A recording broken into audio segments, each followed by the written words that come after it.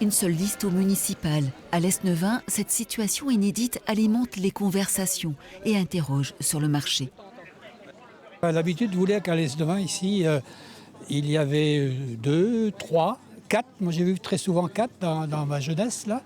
Hélas, j'aurais préféré qu'il y ait un petit peu de concurrence, mais bon, c'est comme ça. Une commune de 8000 habitants, quand même.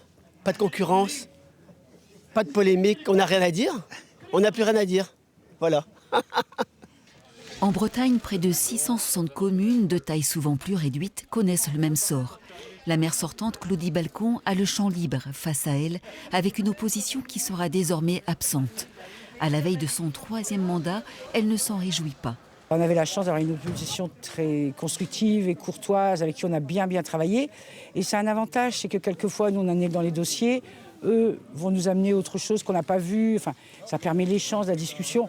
Oui, c'est dommage. On va augmenter lorsqu'on aura des projets. On le faisait déjà, mais c'est le participatif, quoi. On ira chercher les gens pour valider nos projets. Puisqu'on n'a pas d'opposition, on ira les chercher à l'extérieur. Une tentative de liste à droite vient d'avorter. Quant aux 5 conseillers d'opposition sortants, ils ont choisi de ne pas repartir, dont la tête de liste, Guy Louaec. Après 2 mandats, il jette l'éponge, étant bien pris par son activité professionnelle.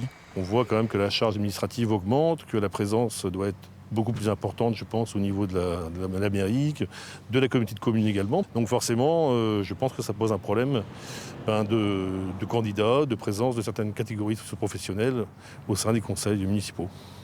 La maire sortante invite la population à venir voter dimanche, même si les jeux sont faits, pour limiter l'abstention.